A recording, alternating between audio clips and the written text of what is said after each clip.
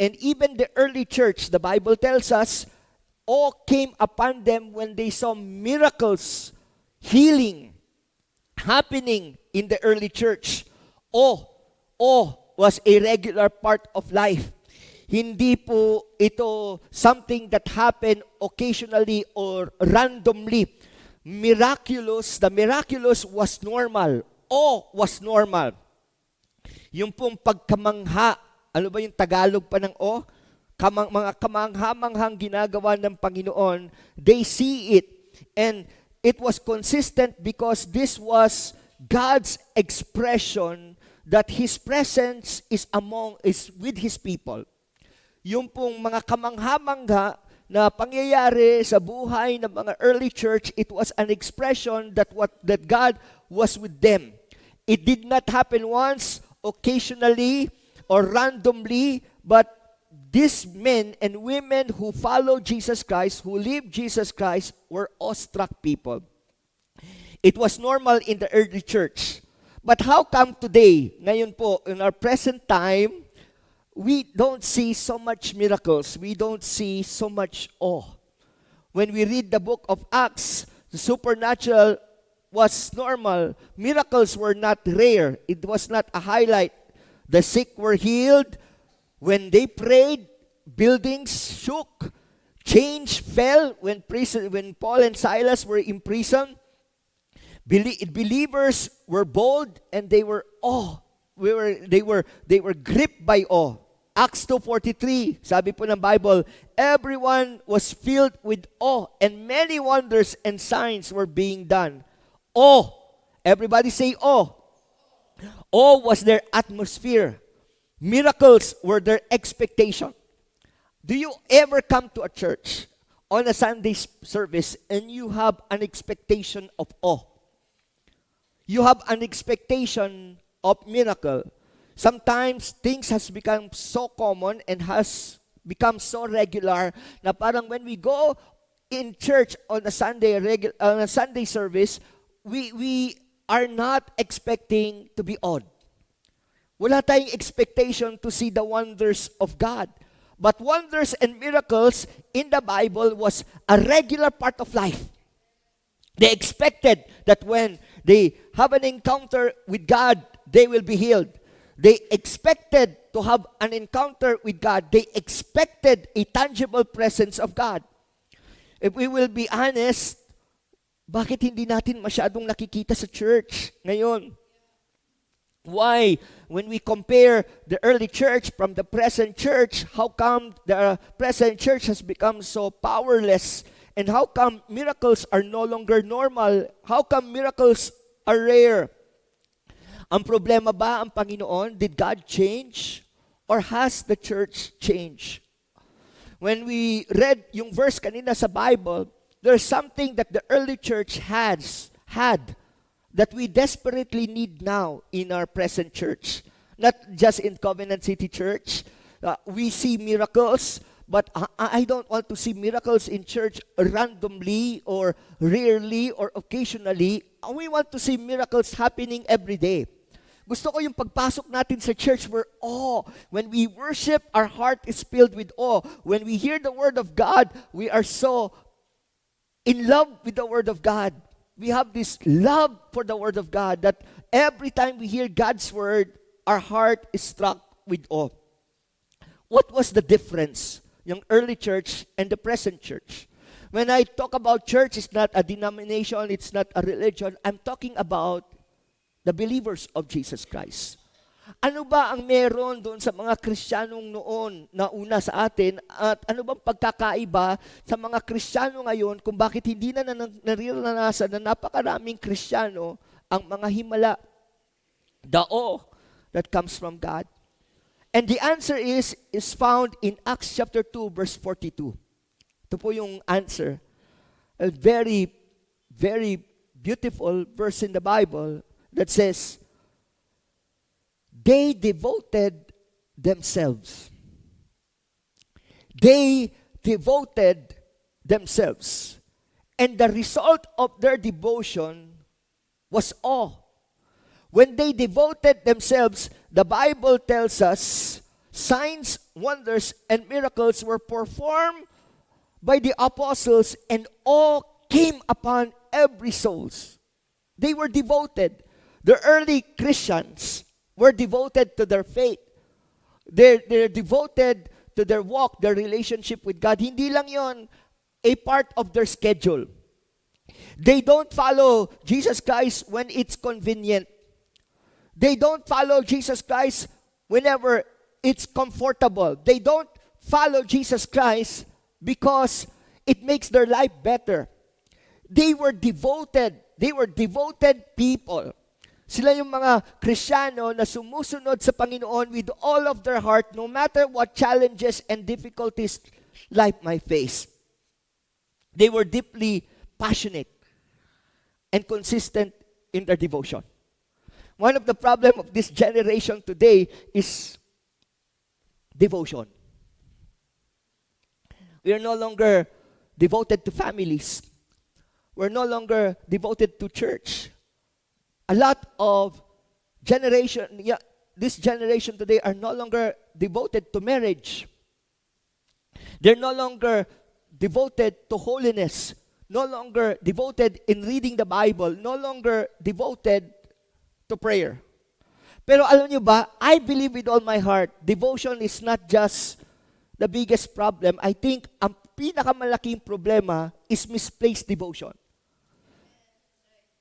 It's misplaced devotion. Kasi I see a lot of devoted people. Wherever I go, I see a lot of devoted people. Ngayon lang, you go to the third floor, you will see a lot of devoted people. Every morning, they're there sa gym. Amen? Di ba? They're so devoted na dumami pa yung pandesal sa kanilang mga tiyan. I see so many devoted people wherever you go. There are people who are devoted to sports. There are people who are devoted to music. So many people are devoted, but I'm not saying these are wrong. Kaya lang, their devotions are misplaced. They spend so much of their time and their energy on devotions that doesn't really matter. And devotion is so important because ang question siguro is not whether we're devoted or not. The real question is, are you devoted, but what are you devoted to? Saan ka devoted? Because every person is devoted to something. Some of you are devoted to your K-drama. Wala nag-amen. Some are devoted, to looking good. Diba? They spend money and resources para sa bagong kilay, sa bagong ilong, sa pagpapapayat. Their devotions are very powerful. Devotion is powerful. And the greatest tragedy of our generation is being devoted to the wrong cause. A wrong cause. To trends, to image, to comfort, to pleasure, to entertainment. Devotion is everywhere. Grabe ang devotion po ng sanlibutang ito. In fact, mas nakakalungkot ka. Minsan, mas devoted pa yung mga hindi Kristiyano mesa sa ating mga Kristiyano. They're devoted to careers, to fame, devoted to making money. Devotion is everywhere. And we work tirelessly. We spend hours in our cellphone. Devoted tayo kung ilang likes ang marireceive natin kapag nag-post tayo. Kung ilang views. We keep on scrolling. Balikan natin yung Facebook. Dumami ba yung likes? Your devotion can shape your life. And I think that is the difference between the early Christian and the present Christian, because our devotion is misplaced. And if our devotion is misplaced, it changes yung life natin. It also changes our destiny. Because whether you like it or not, devotion will always produce fruit. Because me and my wife is devoted to one another for the past 25 years, God has gifted us with 3 wonderful children. Amen? That is the fruit of our devotion. Some people, they're devoted dyan sa gym. Anong fruit nila? Malaking bicep, maliliit na legs. Malalaking katawan. I'm not saying for you not to go not to go to the gym. Go to the gym. Make yourself healthy. Diba? Do your best to become healthy. Pero I want you to know that you should understand what your highest devotion should be. Ano yung highest devotion natin? Because it will always produce fruit. Devotions decides your destiny. When you are devoted, you will eventually become what you live for. What you live for will eventually become who you are. Kaya nga devotion is so important. Your devotion right now is shaping you. I don't know what you are devoted to, but whatever you are devoted to right now, it's shaping your life. It's shaping your destiny. First 3 years of our marriage, kami ni Hannah, it was a very rough time for us. I don't know about you, pero for us, it was good. It was really good. Pero yung mga first, after 2 years, 3 years, then you realize that love is not always emotions and feelings. Come on. It's not about beauty. It's not about yung buong outward things. And yung first 3 years ng marriage namin na Hannah, it was difficult. We fight. Pastor, nag-aaway kayong mag-asawa? Oo naman.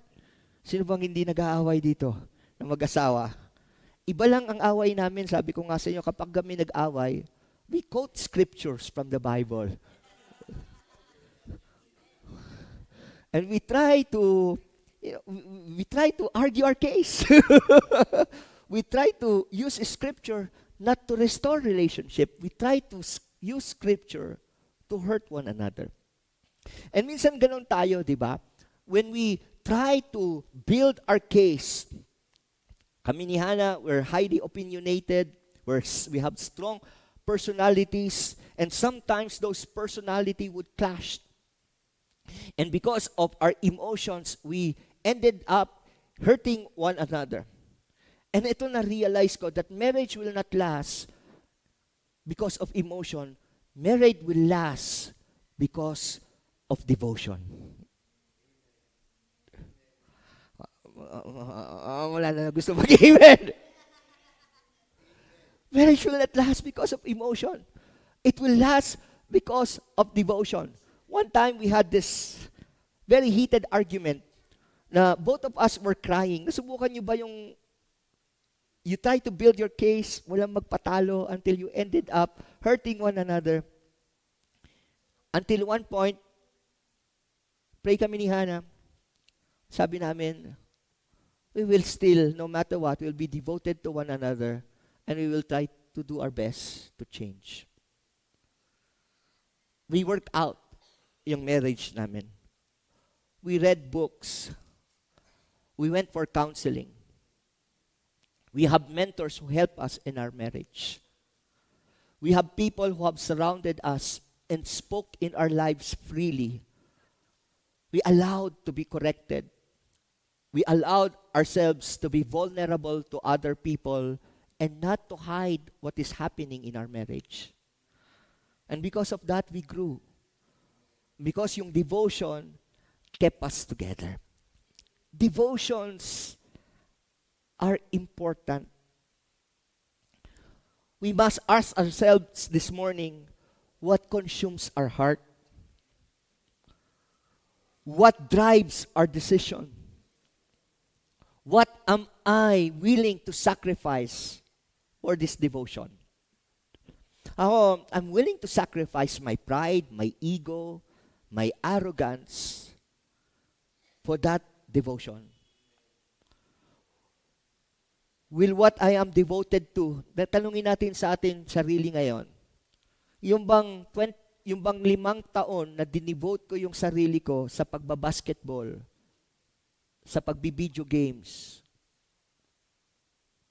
Yung 5 taon na devote ko yung sarili ko sa pagkakanta, sa sports, sa gym, will it matter in eternity? Is it being used for the glory of God? I have devoted so much time for my business. I have devoted so much time in education. Will it matter for eternity? Will it matter? Will it count?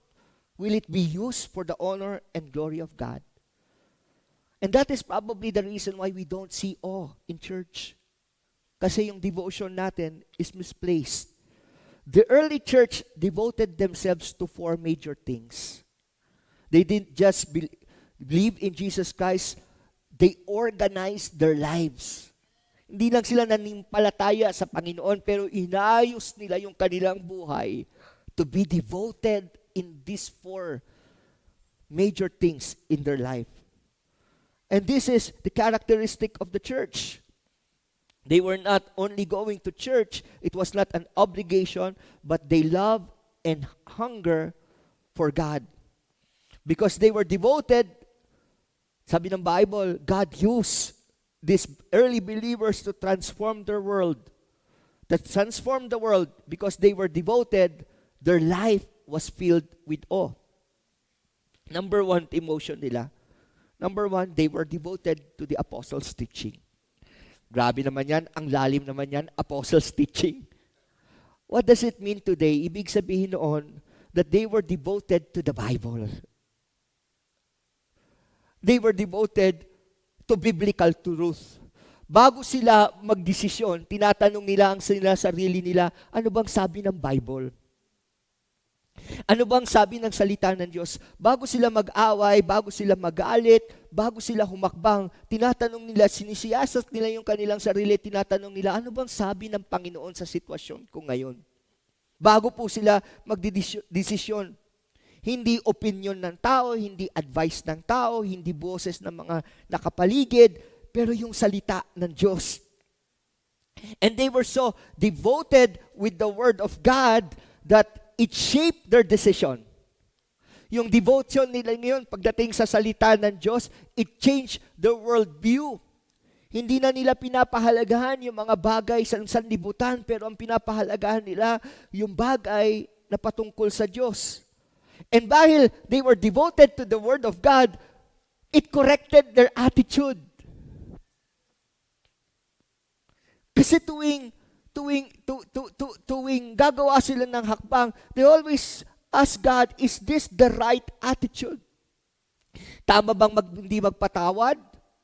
Tama bang magkimkim ng galit? Tama bang... It became the part of their life. They organized their life around the Word of God. They did not follow God, or they did not only obey the Word of God when it's convenient, when it is comfortable. They value the Word of God over convenience, over comfort. And that's the reason why their faith was strong, not because of their emotion, but because they are rooted to the Word of God. Kaya nga, ang advice ko po sa inyo ngayong taong ito, ang prayer ko po sa inyong taong ito, hindi yung kumuha tayo ng bagong membership sa gym, or ano ba yan, ano pa yung mga New Year's resolution natin, or bumili tayo ng timbangan, or matulog ng maaga. Ang prayer ko po sa ating lahat, itong taong na to, is that we will devote ourselves to reading the Word of God. Lord, ano bang sinasabi mo tungkol sa pamilya ko? Lord, ano bang sinasabi mo sa relationship ko sa aking mga magulang? And the Bible will talk to you. The Bible will tell you, honor your father and your mother. The Bible will tell you to forgive. The Bible will tell you so many things. It will correct our attitude. It will guide our lifestyle. It will tell you even the way, paano ka magdamit, to tell you honestly. Ah, Hindi naman sinabi doon, bawal ang hangin. Hindi, hindi. Wala naman sinabi, Pablo. But sabi ng Bible, dress modestly. Amen? Amen? I remember when I was a pastor, early pastor, pastor po kami noon, nung maaga-aga pa, maaga-aga pa, nung maaga pa, bawal pa sa amin mag-rubber shoes. Bawal sa amin sa rubber shoes. But it was not something na biblical or not biblical. It was just something for propriety. And I have worn leather shoes for many, many years. And it destroyed my back. Sa totoo lang. And kaya nga, ngayon ako, parati na akong naka-rubber shoes.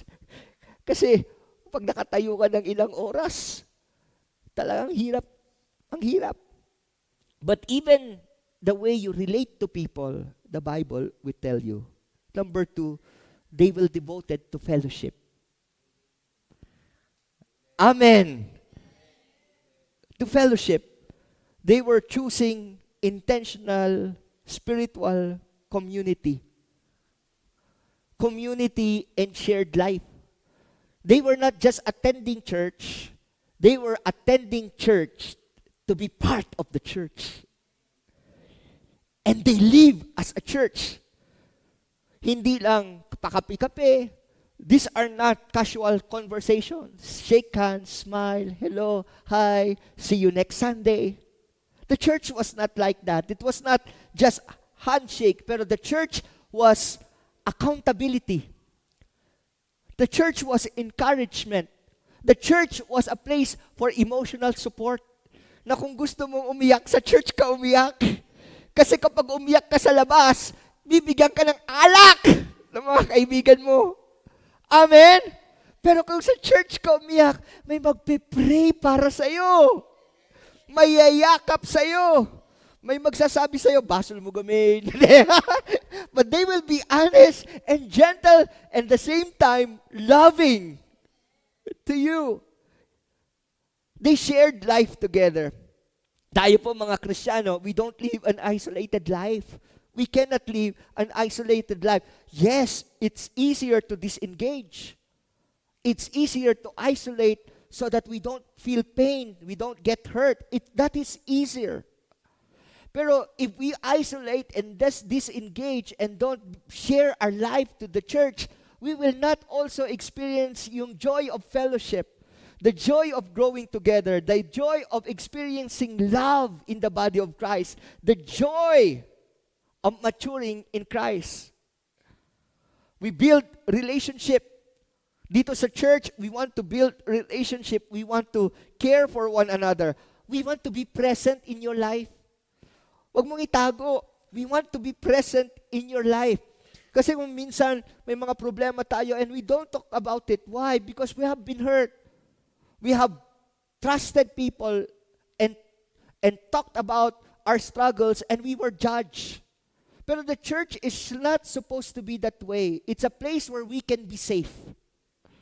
And talk about our failure as a father, our struggle as a mother. We can talk about our problems with our family. It's a place where we can be connected, present tayo. Andito ako, kapatid. I'm sharing my life to you. And they devoted themselves into sharing memories. Grabe, they laughed together, they cried together. Sama niyo naman kami. But more especially, the church forgave. Marunong magpatawad. Alam niyo, this world is full of superficial connections. And so many people are longing right now for true connection. And that connection can only be found in our relationship with God. Number 3, devotion nila. Are you still there? Breaking of the bread. Grabe, ano ba yung baking of the bread? Hindi lang to food. No, hindi lang to yung ginagawa natin ritual. No. The breaking of the bread is about our identity and our unity in Christ. Kasi every time we do communion together, it reminds us of the gospel.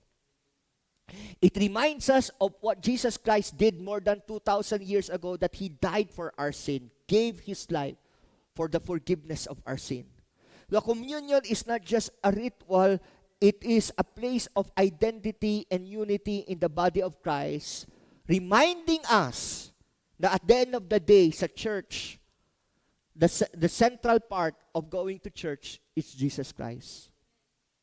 Hindi lang yung fellowship, hindi lang yung fun, hindi lang yung food, but it is Jesus Christ. It connects us to Christ's personality.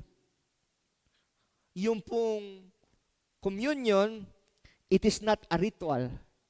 It is an encounter. It is an encounter. It is a relationship. Everything converts to Jesus. Kailangan ang buhay po natin nakukonvert si Jesus. Bakit ka nag-aaral? Kasi gusto mong pangalangalan ng Panginoon. Bakit ka nagninegosyo? Kasi gusto mo gamitin ng Diyos ang negosyo mo. Bakit ka nagtatrabaho? Kasi gusto mo yung trabaho mo magamit sa kaluwalhatian ng Panginoon. Bakit ka nag-aaral? Everything that you do converge. Converge in making Jesus Christ central of our life, that we value Christ in our life.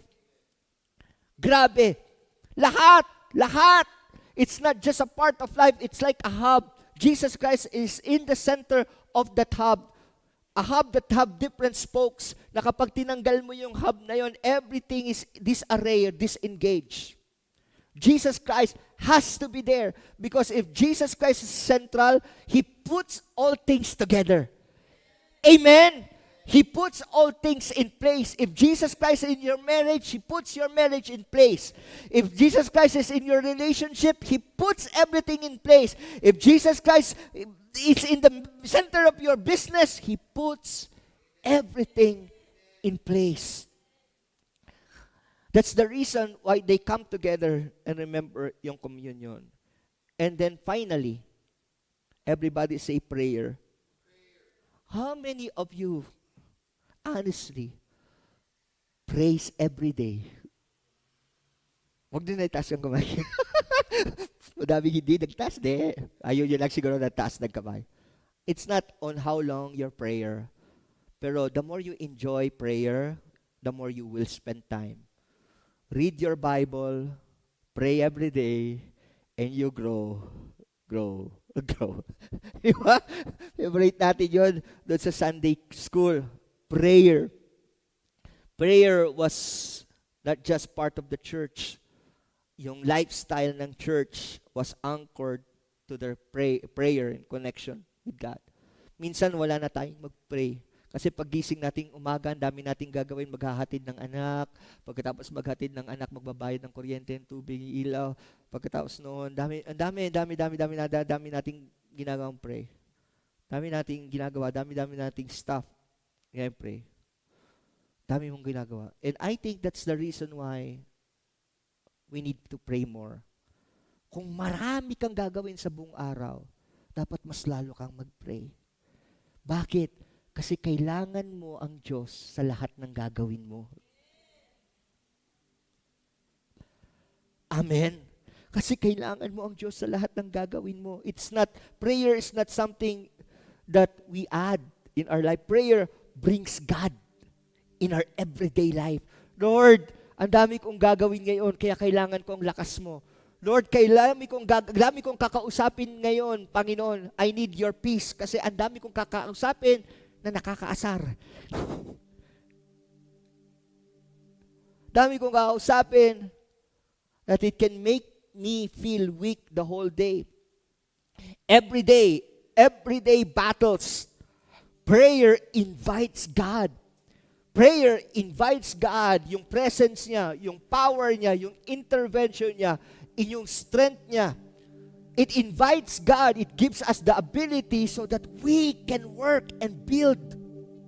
Prayer builds intimacy. Yun yung prayer. It is our source of power. It is our source of strength. Kaya this 2026, ang prayer ko is we spend more time on the Word of God and we spend more time with prayer. And let me tell you, once you start your day with prayer, sabihin mo, You will be at awe. Grabe. Dati tong tao na to, 3 oras ko nang kinausap, hindi man lang bumili sa akin. Di ba? Pero nung nag-pray ako, nakita niya pa lang ako, tinatawag na ako, hinahanap na ako, uy, may bibili ako sa'yo. Di ba? Minsan, because why? Because prayer invites God's power, God's presence, God's resources, God's favor in our life. Munta ka, kasi dami mong gagawin. Alas 12 pa lang, alas 12 pa lang, pagod ka na, wala ka ng joy, wala ka ng peace. Pero when you start your day with prayer, alas 4, alas 5 na lang, your heart is still be buoyant, your heart is still at peace. Because God was there. God was present in everything that you do.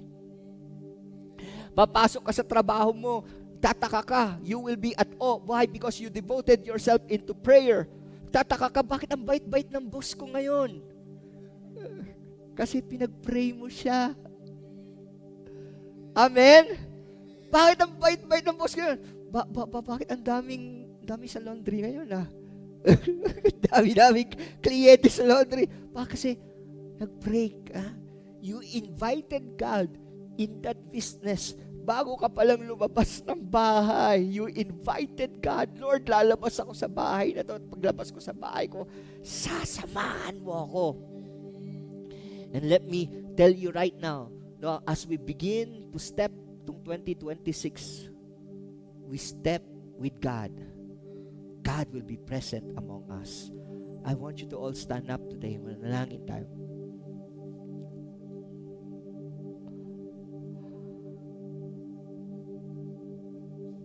Prayer, not because we are compelled, but we enjoy being with God.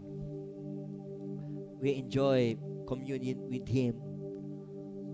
We enjoy expressing our love for Him. Lapit tayo ngayon sa Panginoon. Lord, we invite Your strength, Your power. We invite Your favor, Your blessing upon our lives, Father God.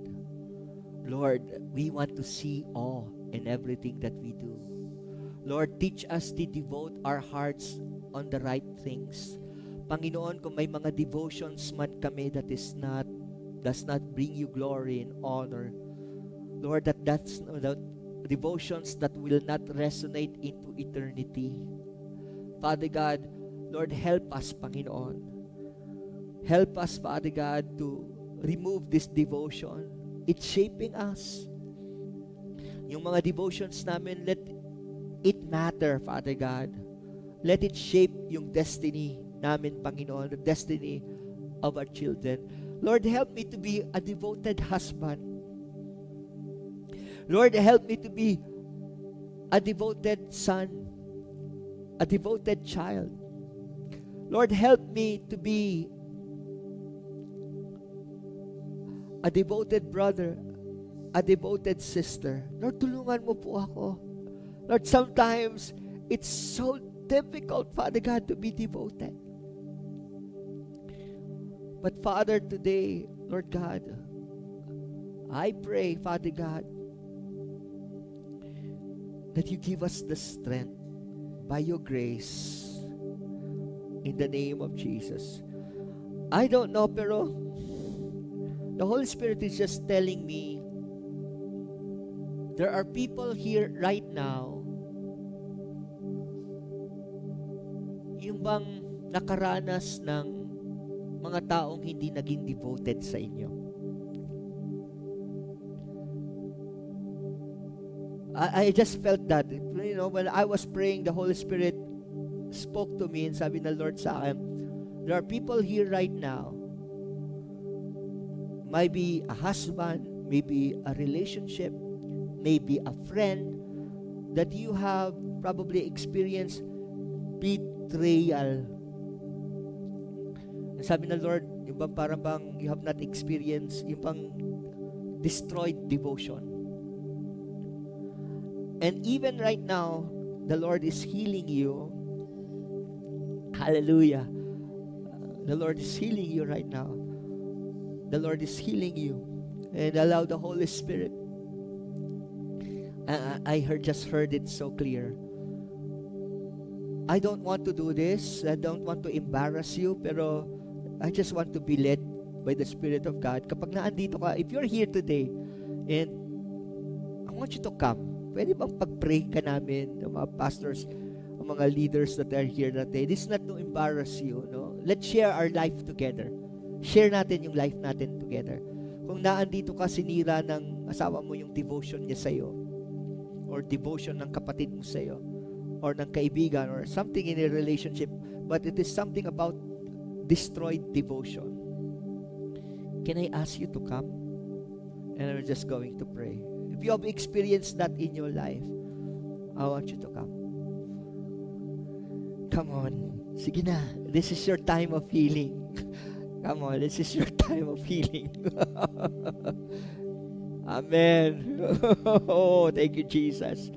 Let's share our life together. Amen. Let's share our life together. Come on, brothers and sisters, wag po tayong mahiya. Let's share our life together. And may I ask the leaders of the church to please come. Pray lang tayo. Let's just take this moment. And if you are there right now, can you just pray yung mga kapatid natin ngayon? I believe this is a moment of healing. This is a moment of restoration. This is a moment of reconnection. Hallelujah. Father, in the name of Jesus. Oh, Father God, thank you, Lord. Thank you, Lord. Lord, you are devoted to us. Men may not be devoted to us, Lord, but you are devoted to us. Lord, in our weakness, in our dark times, you never left. You have never forsaken us. You were always devoted to us. Lord, even in our weakness, you were devoted to us. Even in the times of our fear, even in the times of our pain, even in the times of our hurt, you were devoted to us. Oh, Father, in the name of Jesus. Oh, Father God, we bless you, Lord God. We thank you, Lord. We thank you that you are Jehovah Rapha. Oh, salamat, Panginoon. Salamat, Panginoon. Lord, we love you. Mahal ka namin. Lord, we thank you, Father. Shikarabasante.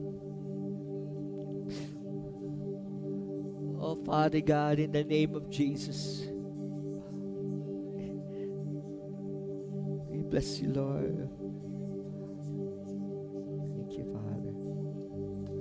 Thank you, Lord. We bless you, Lord Jesus.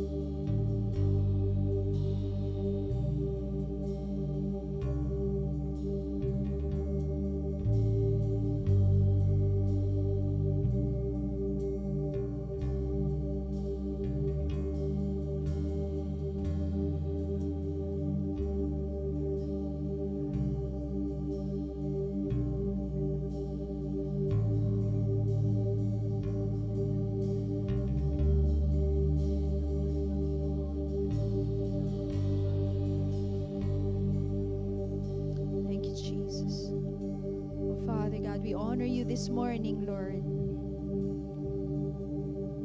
We bless you, dear Heavenly Father. You are good. Napakabuti mo, Panginoon, sa amin. Thank you, Lord God. Would you put your hand on the person next to you? Ipatong nyo nga po ang inyong kamay sa katabi ninyo. Would you bless your brother? Would you bless your sister? And just thank the Lord for doing great things in their life this year. Thank you po, Panginoon. Lord, maraming salamat po, Panginoon, sa aking pamilya. Come on, just declare your blessings over your family. Lord, maraming salamat, Panginoon. Hindi man namin kasama, Panginoon, ang aming mga pamilya, Panginoon, pero kasama ka nila. And pagkasama ka nila, Panginoon, at kasama ka namin, Panginoon, our lives is assured to be in good hands. And so, Father God, we put our lives in your hands. Lord God, this year and the days and the months to come, Father God. Lord, if we have failed, Father God, in trusting you, Lord God, Lord, this year, today, Father God, we want to do better with our relationship with you. Father, we honor you today. Bless my sister, come on. Bless my brother like never before, Panginoon. Bless my son, bless my children, Panginoon. Bless our family like never before. Oh, hallelujah. Father, we're ready to be in awe. Ready to be in awe. In Jesus' name. In Jesus' name. Amen and amen and amen and amen. Amen. Sabi nga ni Corina, handa na ba kayo?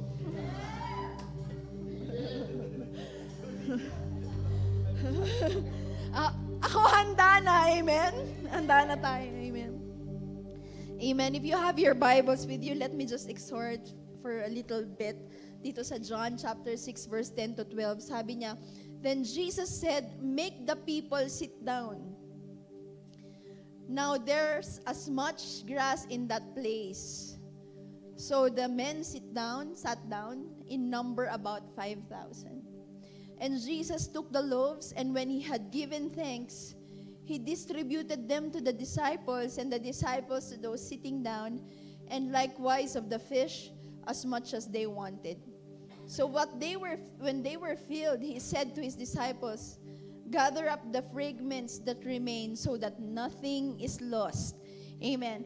Who among you are praying that this year nothing will be lost? Amen. Amen. When I was reading about this story po is about Jesus when he made the miracle of feeding the 5,000. Nung araw po na yun, sumusunod sa kanya yung mga tao, ang dami-dami nila. Actually, ang nabilang lang dito yung